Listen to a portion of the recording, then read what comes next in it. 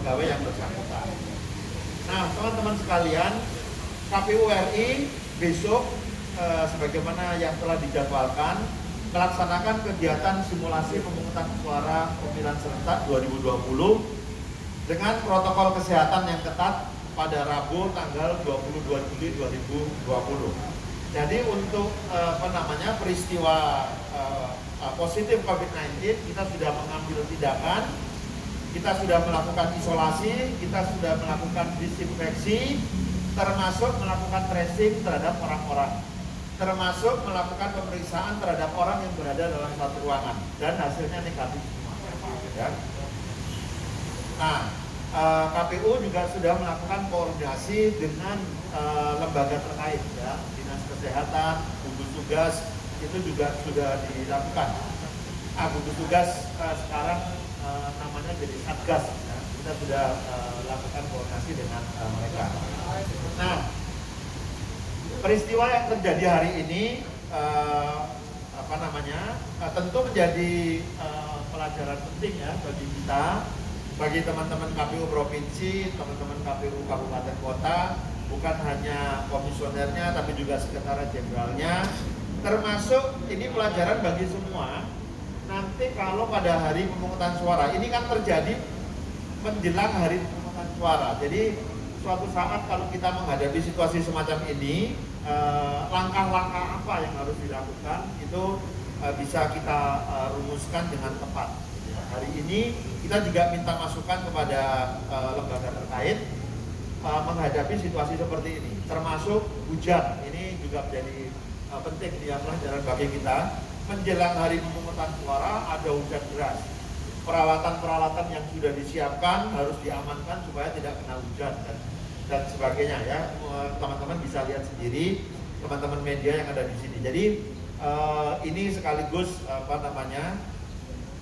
simulasi real lah. Kalau nanti kita menghadapi situasi semacam ini kita harus melakukan apa gitu ya.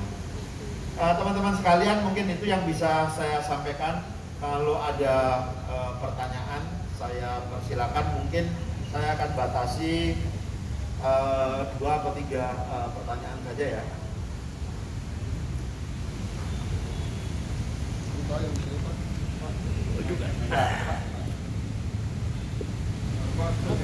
Oke, silakan pakai aja biar teman-teman yang sana biar terdengar. Pak, saya Rizky Pak dari tribunjakarta.com. Pengen tanya Pak, untuk riwayat perjalanan dari istrinya yang tenaga ahli ini, itu kemana aja? Terus yang kedua, untuk pegawai KPU RI, WFH kan Pak ya, itu sampai berapa lama? Itu Pak, itu aja Pak, makasih. Baik, kalau tracing istrinya, kan istrinya tidak kontak dengan kita ya, mungkin dia di tracing di tempatnya bekerja. Saya nggak bisa sebutkan, mohon maaf. Dia bekerja di tempat yang lain, mungkin di sana sudah di tracing, termasuk suaminya ini. Suaminya kan bekerja di sini. Nah, hasil tracing itulah sejak tanggal 16 begitu istrinya positif, dia sudah tidak masuk kantor sebetulnya. Lalu tanggal 17 dia melakukan swab dan hasilnya kemarin sore. Nah, kemudian dia juga menginformasikan kepada kita dan kami juga menginformasikan ini kepada pihak terkait ya, supaya kita bisa langsung melakukan tindakan yang memang diperlukan. Nah, untuk sementara WFH dilakukan mulai tanggal 1 sampai tanggal 24. Sambil kita lihat perkembangan nanti ya. Apakah perlu diperpanjang atau dianggap cukup selama 3 hari pertama. Jadi itu. Artinya gedung KPU ditutup dong ya Pak, 3 hari ke depan Pak? Enggak akan ditutup, cuma petugasnya bekerja dari rumah. Kalau beberapa petugas yang sedang menjalankan tugas kan tetap masuk. Tetapi untuk ruangan dia ditutup. Khusus untuk ruangan dia, itu kan ruangannya ada di belakang sana, tidak terkoneksi dengan ruangan yang lain. Artinya tetap masih ada pelayanan Pak di KPU selama 3 hari itu? Ya, tapi mungkin sangat minimal ya, sangat terbatas. Karena kan yang bertugas hanya yang sangat urgent saja yang kita tugaskan. Hanya 10% berarti bagi Pak untuk yang pegawai. Saya nggak bisa pastikan sesuai kebutuhan sih sebetulnya. Kalau memang tidak ada kebutuhan lain, bisa saja tidak masuk semua di bagian itu. Kalau ada yang diperlukan, bisa saja kita perintahkan atau kita tugaskan yang memang diperlukan. Tentu dengan protokol kesehatan yang ketat. Pertanyaan kedua satu dua yang menuliskan di chat ada Dio Faiz. Mas Dio, silakan.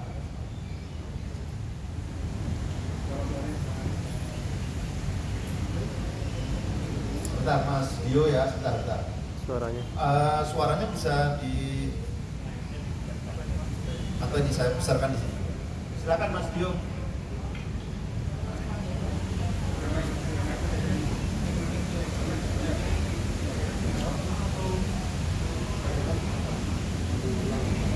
Simulasi beberapa orang yang datang, terus apa saja yang akan disimulasikan begitu. Oke. Baik, terima kasih Mas Dio. Jadi hari ini semua sudah didisinfektan seluruh areal gedung ya. Kemudian ruangan yang bersangkutan juga sudah ditutup, yang bersangkutan juga sudah dilakukan isolasi. Orang-orang yang berhubungan dengan dia juga sudah dilakukan pemeriksaan dan itu hasilnya negatif gitu ya. Pelaksanaan simulasi tetap dilakukan dengan protokol kesehatan yang sebagaimana telah kita tetapkan.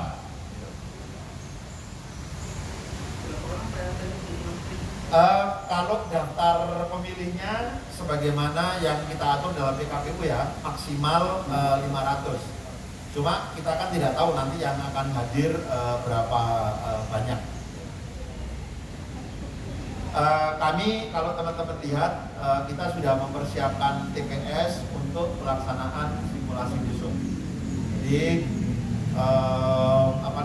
saya sudah juga mengingatkan kepada teman-teman agar memperhatikan betul tata cara pelaksanaan pemungutan suara di masa pandemi COVID-19. Ya, saya persilakan. Ini banyak lagi. Teman-teman nanti bisa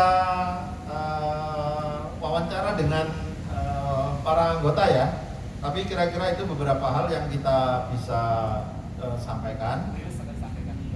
Rilis juga akan kita berikan kepada teman-teman media. Sekali dong Pak Arief, komisioner diperiksa nggak Pak? Niko Pak, Kompas Pak. Niko, udah. Kami sudah periksa 2 kali bahkan. Jadi aman ya Pak, komisioner negatif semua ya Pak? Negatif semua. Pak, dikit dong Pak, untuk yang itu Pak, PDP Pak, itu kan 300 ya? banyak Pak, itu mulai turun ke lapangan. Lalu gimana Pak untuk memastikan mereka juga aman Pak? Oke. Untuk PPDP supaya ini untuk mengefektivitas saja. Nanti wawancara sama Pak Furian boleh ya? PPDP, kemudian pemutakhiran data pemilih gitu ya. Oke. Baik, Bapak Ibu sekalian, saya pikir kita bisa cukupkan. Terima kasih. Nanti bisa kontak teman-teman Humas supaya bisa mendapatkan rilis kita. Baik, terima kasih. Billahi taufiq wal hidayah. Assalamualaikum warahmatullahi wabarakatuh.